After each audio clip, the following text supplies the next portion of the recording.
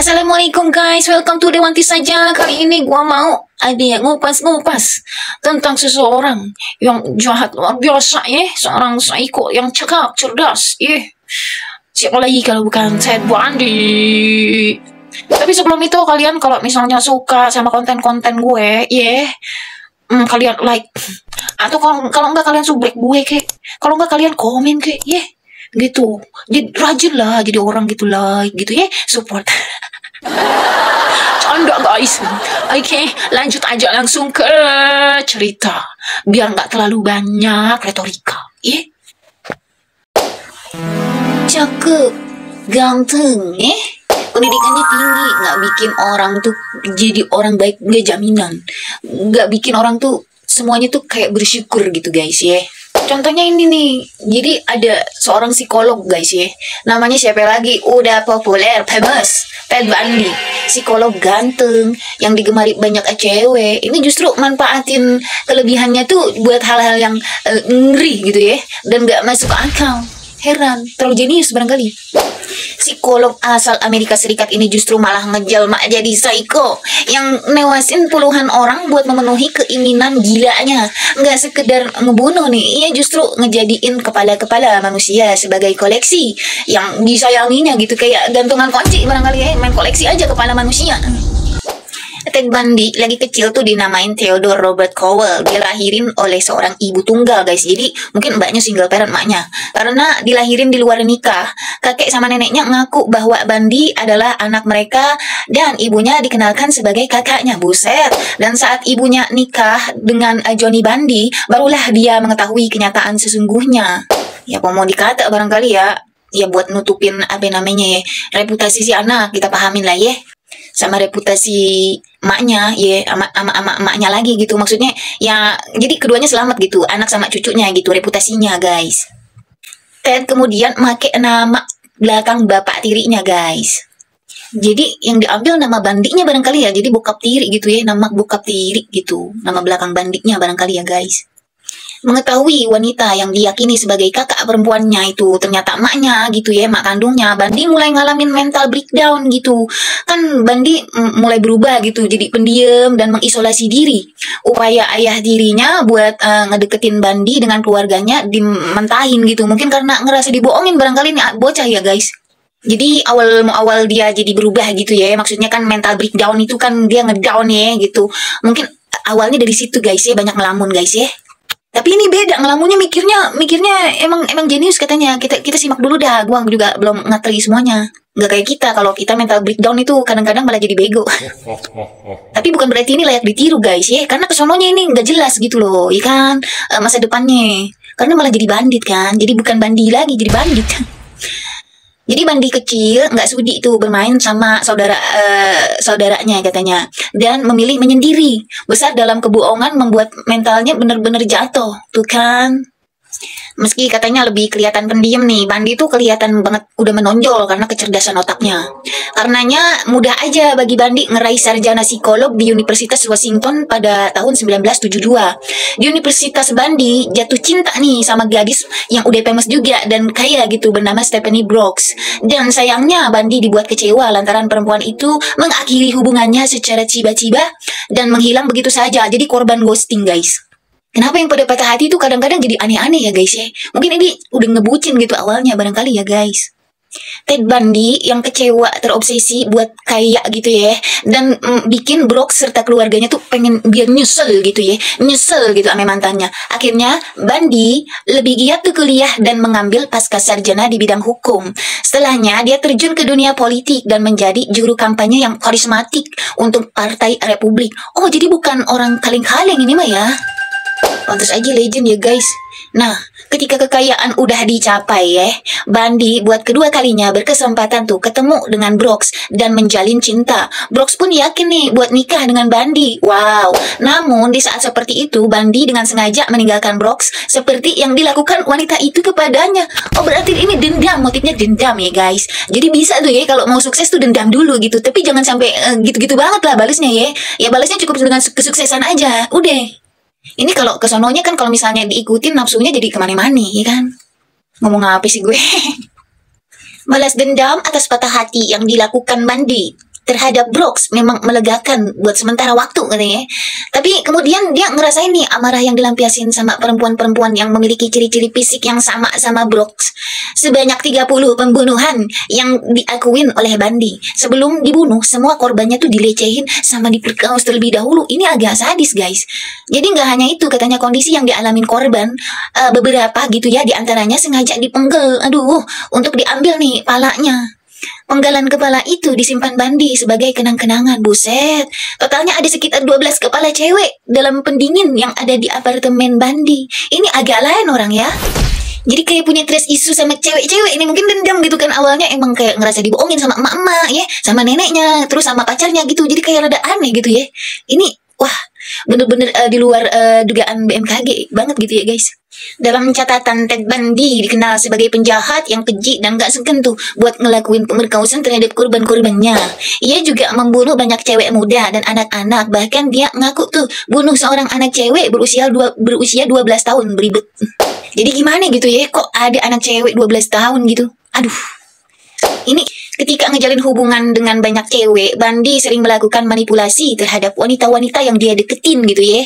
Dia bakal pura-pura menjadi seseorang yang lemah dan memohon supaya cewek itu ngebantu dia. Agak-agak beda ini. Ada taunya ya ilmu kayak gitu ya. Emang cewek itu kadang-kadang ada yang suka kasihanan gitu ya. Nggak cewek nggak cowok sih, tapi hati-hati ternyata ya. Bisa jadi itu manipulasi gitu. Cuma pengen nifu-nifu ya, nifu. Salah satu cewek yang jadi korban Bundy adalah Linda Ann Haley. Tulisannya Haley gitu pakai Y. Merupakan korban pembunuhan pertama yang dilakukan sama Bundy. Ia merupakan mahasiswa University of Washington kan. Jadi dibunuh gitu ya teman kampusnya sendiri sama Bundy pada Februari tahun 1974. Selama 1974 ini ya, si Bundy ngaku tuh udah ngelakuin sebanyak 8 pembunuhan berantai di Oregon dan Washington. Ngeri banget. Selain itu Bundy mengaku bahwa dia tuh ngebunuh 2 cewek yang hilang dari Taman Danau Samanis. Wow. Selain itu ketika menempuh studi di Utah, Bundy nyulik sama memperkaos dan ngebunuh banyak cewek. Emang ini targetnya cewek-cewek semua ya? Aduh. Ngeri. Aksi keji Bundy berakhir ketika dia ditahan pada tahun 1976 atas dugaan pembunuhan terhadap Karen Campbell, tulisannya Karen gitu ya. Menariknya nih, ketika di sidang dia tuh jadi pengacara atas dirinya sendiri. Gimana sih? Hal ini karena kemampuannya dalam bidang hukum. Oh iya, ketika persidangan berlangsung kan, Bundy tercatat pernah melarikan diri sebanyak 2 kali. Wow. Kok bahkan dalam pelariannya Bundy melakukan aksi pembunuhan kembali yang memakan 3 korban. Ini belut sih. Selama pemeriksaan oleh pengadilan nih, Bundy tuh nggak pernah nyebut pasti jumlah itu korban yang dia bunuh. Namun diperkirakan ia udah ngebunuh kurang lebih 100 orang. Ya ampun, rapi lo ya. Siapa yang bakal nyangka coba ya kalau kayak gitu? Aduh. Pada 24 Juli 1979, Ted Bundy akhirnya divonis hukuman mati. Eksekusi mati terhadap serial killer Amerika Serikat itu dilakuin pada 24 Januari 1989 menggunakan kursi listrik di penjara Florida. Ini emang sempet dipelemin guys. Itu semua karena emang akibat perbuatan ya, rangkaian-rangkaian perbuatan kejinya ya guys. Jadi sebelumnya Bundy juga pernah masuk ke apartemen Haley di pagi hari. Cewek nih ya. Terus bikin dia pingsan, lalu ngebalut tubuhnya dan bawa dia tuh ke mobil. Dia nggak pernah kelihatan lagi dari situ guys setelah sama Bundy itu. Tetapi sebagian tengkoraknya ditemuin bertahun-tahun kemudian di salah satu lokasi di mana Bundy ngebuang mayatnya. Wah, psycho nih emang. Setelah itu Bundy terus menyasar para pelajar cewek di daerah tersebut. Serem dah. Dia ngembangin lagi nih teknik nih, ngedeketin cewek sambil mengenakan gips atau tampak cacat gitu, drama guys. Dan minta mereka bantu memasukkan sesuatu ke dalam mobilnya. Jadi emang dia pakai trik gitu guys. Bisa kayak gitu guys. Manipulator banget emang ini. Aduh. Dia kemudian bakal mukul mereka sampai pingsan. Emang kayak begitu kelakuannya. Sebelum ngiket, memperkaos, dan ngebunuh mereka. Lalu buang tubuh mereka di lokasi terpencil di dalam hutan. Bundy sering banget mengunjungi kembali situs-situs tersebut buat berhubungan seks dengan mayat mereka yang ngebusuk. Buset, dalam beberapa kasus Bundy bakal memenggal korbannya dan menyimpan tengkorak mereka di apartemennya. Ini udah emang tidur di samping empalanya. Buset. Jadi dalam otaknya si Bandi, dia tuh ngebunuh bukan sekedar tindak pidana nafsu, apa kekerasan gitu ya. Tapi itu jadi hak dia katanya gitu ya. Jadi kalau misalnya yang udah pada kebunuh itu, emang bagian dari dirinya gitu, goblok. Menjadi bagian dari dirinya dan mereka selamanya menjadi satu katanya gitu. Kan agak-agak aneh nih emang guys ya, emang agak lain ya orang. Dan tempat di mana lo ngebunuh atau meninggalkan mereka menjadi suci bagi lo dan lo bakal selalu tertarik kembali kepada mereka. Ya dapat bisikan gaib dari mana sih lo? Aduh, selama 5 bulan berikutnya, Bandi itu nyulik dan ngebunuh 5 mahasiswi di Pacific Northwest. Donna Gail Manson, Susan, Elaine Rancorn, Roberta Kathleen Parks, Brenda Carroll Ball, banyak banget, dan Georgian Hawkins. Was, ngeri. Jadi antara jenius sama gilanya itu apa ya namanya red gitu guys ya. Ngeri kalau kelewat jenius tapi agak gila dia. Aduh. Menanggapi banyaknya orang yang hilang gara-gara si Bandi itu, polisi kan nyeruin gitu ya buat penyelidikan besar-besaran dan minta sejumlah lembaga pemerintah buat ngebantu mencari gadis-gadis yang hilang tersebut. Salah satu lembaga tersebut adalah Departemen Layanan Darurat Negara bagian Washington, tempat Bandi ini kerja. Di sana, Bandi bertemu Carol Ann Bonnie, seorang ibu 2 anak yang telah 2 kali bercerai dan dia akan berkencan selama bertahun-tahun ketika pembunuhan terus berlanjut. Maksudnya jadi selama pembunuhan itu berlanjut dia pacaran gitu apa gimana sih? Jadi selama kencan sama ibu 2 anak yang namanya Carol and Bunny itu, dia itu apa namanya masih melakukan serentetan pembunuhan barangkali begitu ya guys. Ini emang agak lain. Complicated. Saat perburuan penculik itu kan berlanjut guys ya, dicari-cari. Lebih banyak saksi memberikan deskripsi yang cocok dengan Ted Bundy dan mobilnya. Saat beberapa jenazah korbannya ditemukan di hutan, Bundy diterima di sekolah hukum di Utah dan dipindahkan ke Salt Lake City. Tulisannya itu apa namanya? Salt Lake City gitu ya, barangkali bacanya. Ribet gua. Saat tinggal di sana, dia terus perkaos dan bunuh remaja putri, termasuk seorang pejalan kaki di Idaho dan tempat ada 4 gadis remaja di Utah. Jadi nambah terus korbannya guys. Ada seseorang bernama Clover gitu mengetahui bahwa Bandi telah pindah ke daerah tersebut. Dan setelah mengetahui pembunuhan di Utah, dia nelpon polisi buat kedua kalinya buat negasin kembali kecurigaannya nih sama si Bandi berada di balik pembunuhan tersebut. Tapi katanya kini gitu ya, terdapat tumpukan bukti yang menunjuk ke arah Ted Bundy akhirnya. Dan ketika penyelidikan di Washington mengumpulkan data mereka, nama Bandi muncul di bagian atas daftar tersangka. Jadi udah ngerucut banget ke si Bandi ternyata guys. Tuh kan. Nggak nyadar nih ya, meningkatnya minat menegak hukum lagi itu Pak animonya terhadap Bandi. Terus melakukan pembunuhan malah si Bandi ini. Melakukan perjalanan ke Colorado dari rumahnya di Utah buat ngebunuh lebih banyak cewek muda di sana. Akhirnya pada bulan Agustus 1975, Bandi ditilang saat mengemudi melalui pinggiran kota Salt Lake City dan polisi menemukan masker, borgol dan benda tumpul di dalam mobil. Meskipun ini nggak cukup buat nangkep dia gitu buktinya. Seorang petugas polisi yang nyadar bahwa Bandi juga merupakan tersangka pembunuhan sebelumnya menempatkannya di bawah pengawasan gitu. Para petugas kemudian nih ya nemuin battle milik dia gitu yang telah dia jual, itu mobil kayaknya ya, di mana mereka nemuin rambut yang cocok dengan 3 korbannya. Dengan bukti itu mereka memasukkannya ke dalam barisan di mana dia diidentifikasi sama salah satu cewek yang coba dia culik. Dia dihukum karena penculikan, ya kan, dan penyerangan dan dikirim ke penjara. Sementara polisi itu berusaha membangun kasus pembunuhan terhadapnya. Maksudnya tuh masih ngeproses gitu ya, cari bukti-bukti semua, ngumpulin bukti-buktinya. Karena banyak banget kasus itu yang hampir sama polanya, ya. Tadi pun kan gue udah jelasin kalau memang ini orang belut gitu ya. Jadi udah ada beberapa tuh yang gue kasih gambarannya, ini gambaran luasnya gitu ya. Dalam penangkapan nggak menghentikan si Ted Bundy gitu ya buat ngebunuh taunya. Dia segera bisa itu buat pertama dari 2 kali dalam hidupnya ngelariin diri dari tahanan guys. Jadi pada tahun 1977 dia tuh kabur dari perpustakaan hukum di gedung pengadilan di Aspen, Colorado. Karena dia menjabat sebagai pengacaranya sendiri gitu ya. Dia diizinkan masuk ke perpustakaan saat istirahat dalam sidang pendahuluan. Secara nominal dia sedang meneliti hukum yang berkaitan dengan kasusnya gitu ya. Jadi maksudnya bukan secara nominal barangkali kalau hitung-hitungannya begitu. Namun fakta bahwa dia adalah penasehatnya sendiri juga. Berarti dia nggak terbelenggu, dan ketika dia juga ngelihat peluang tersebut, dia tuh ngambil aja udah gitu, orang dia pengacaranya dia sendiri. Terus dia ngelompat tuh dari jendela lantai 2 perpustakaan dan berlari nih ke tanah gitu ya, blok gitu ya, ngilang ke pepohonan sebelum penjaga kembali buat meriksa dia. Jadi kayak di film action guys, ini ulet banget guys, kayak James Bond barangkali. Tapi James Bond mah kan pahlawan ya guys. Dia ngerencanain buat berjalan menuju Gunung Aspen gitu ya, larinya ke situ, dan dia masuk ke sebuah kabin dan kemudian sebuah trailer untuk perbekalan. Namun gitu ya, sumber dayanya tuh kan kebatas tuh karena dia tuh bawa bekal juga, dan nggak lama kemudian dia ngebatalin rencananya buat menghilang ke hutan belantara, emang karena nggak punya bekal guys. Kembali lagi nih ke Aspen, dia nyuri mobil berpikir buat jarak antara dirinya sama sel penjara yang dia tinggalin. Tapi dia tuh ceroboh saat ninggalin Aspen itu, bikin dia tuh malah mencolok, dan petugas polisi ngelihat dia gitu ya. Dia ditangkap kembali setelah 6 hari buron guys. Larian si Bandi ini berikutnya terjadi 6 bulan kemudian guys. Jadi dia lari lagi, kali ini dari sel penjara katanya.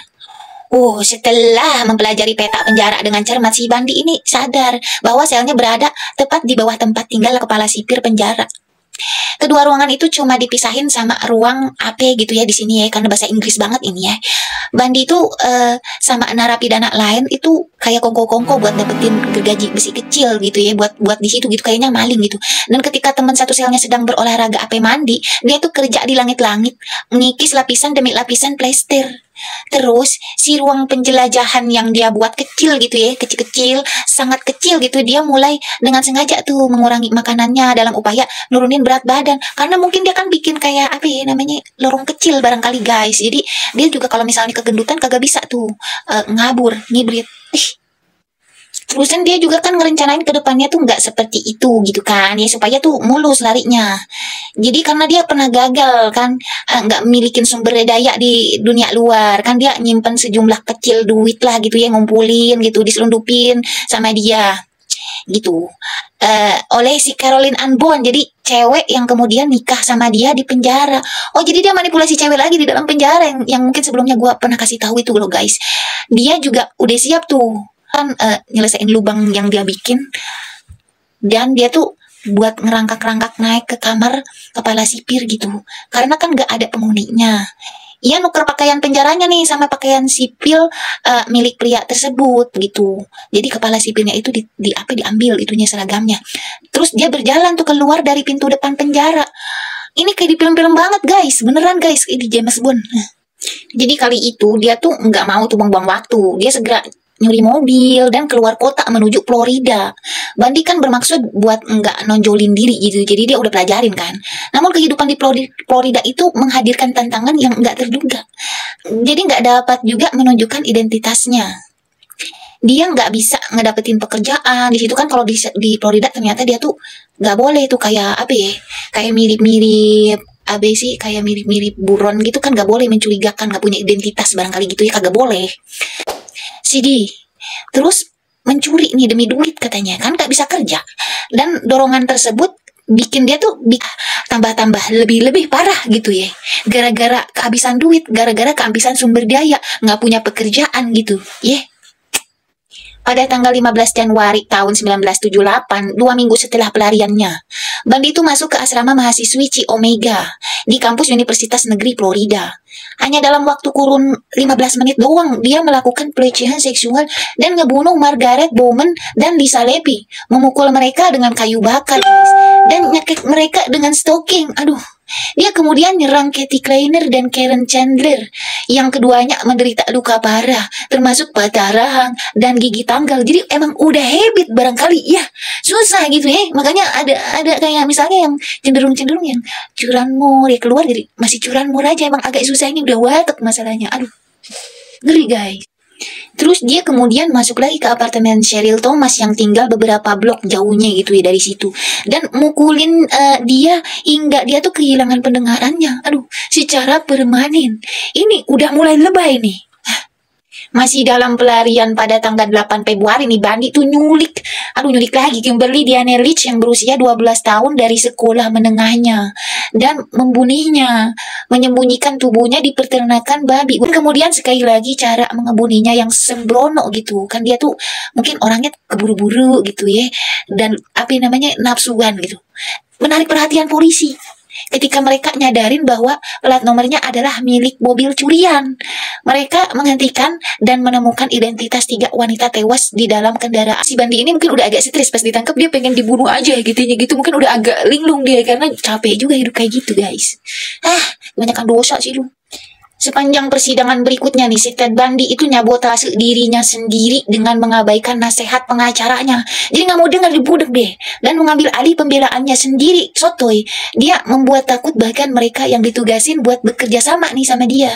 Katanya, saya menggambarkan dia itu, mungkin kata pengacara, hampir kayak iblis. Seperti siapapun yang pernah gua temuin. Jadi dia tuh salah satu iblis yang ibaratnya yang baru ditemuin gitu. Itu kata penyelidiknya. Pembela Yosef Aloy namanya. Jadi baru kali itu ketemu model kelakuan kayak iblis gitu ya. Sifatnya, dari cara manipulasinya. Takut, orang cerdas juga takut. Ini lebih cerdas lagi gitu ya. Agak ngeri gitu. Nggak bisa dibaca ini orang, barangkali gitu ya guys. Bundy akhirnya dihukum dan dijatuhin hukuman metong guys ya, di penjara Rayford, Florida, di mana dia tuh menderita pelecehan dari tahanan lain termasuk pemerkosaan berkelompok sama 4 pria kata beberapa sumber tuh. Karena dan mengandung seorang anak dengan Carol Ann Bonny yang tadi guys, Jandes, yang dinikahinya saat dia sedang diadili. Bundy akhirnya dieksekusi dengan kursi listrik pada 24 Januari 1989. Ratusan orang tuh ngumpul di luar gedung pengadilan buat ngerayain kematiannya. Bayangin aja, yang dendamnya banyak ini pasti. Miris emang kelakuan. Atas semua yang dia lakuin gitu ya terhadap gadis-gadis ya kan, mukulnya kayak mempermalukan tubuh mereka gitu ya, maksudnya pelecehan, pemerkosaan gitu, nyiksa mereka. Jadi dirasa kursi listrik terlalu baik bahkan buat dia, kata Eleanor Rose, ibu dari korban Dennis Naslan. Ya kebayang aja perasaan seorang ibu guys. Meskipun dia emang ngakuin banyak pembunuhan sebelum kematiannya gitu. Jumlah sebenarnya korban Bundy masih belum diketahui. Bundy sendiri barangkali lupa saking banyaknya. Bundy ngebantah melakukan pembunuhan tertentu. Meskipun ada bukti fisik yang mengaitkan dengan kejahatan tersebut. Dan menyinggung pembunuhan lain nih ya, yang nggak pernah dibuktiin. Ya, ada yang sebagian mungkin ditutup-tutupin, emang sebagian lupa, barangkali ya, saking banyaknya. Mau gimana nginget-ingetnya ya, gitu. Banyak. Ngeri. Pada akhirnya, semua itu bikin pihak berwenang curiga nih, Bundy itu ngebunuh 30 hingga 40 cewek. Ngejadiinnya salah satu pembunuh berantai paling terkenal dan menakutkan dalam sejarah Amerika. Dan mungkin definisi kejahatan yang nggak berperasaan, ya psycho itu tadi. Ini emang penjahatnya agak lain gitu ya. Emang di zaman saat sekeras itu, dan jarang banget gitu orang melek-melek psikologi ya. Orang tuh yang cerdas mungkin banyak, tapi yang bodohnya juga, maksudnya yang polos kan juga banyak gitu. Ngelihat yang kayak begitu yang cakep, kadang aja kita masih termanipulasi. Ngeri banget ya guys. Aduh. Gue jujur ya, sebagai namanya warganet gitu, gue suka nyeritain hal kayak begini, tahu gitu ceritanya, tapi parang banget nih, kebetulan gue belum nonton filmnya gitu. Kalau di filmnya tuh kayak apa ya gitu. Jadi gue juga ketinggalan zaman guys ya. Agak kudet gue. Cuman tahu aja, tahu denger. Gitu guys. Tapi gue nggak tahu secakap itu dan serumit itu kehidupan dia. Dari awal sampai akhir bikin drama. Udah cukup sekian aja dari gue deh ya. Gue pamit aja kalau begini. Gue pengen nonton filmnya dulu. Jadi gue malah bikin ceritanya dulu sebelum nonton film nih guys ya. Thank you semuanya. Dewanti saja pamit. Assalamualaikum. See you. Jangan lupa pesan-pesan yang awal.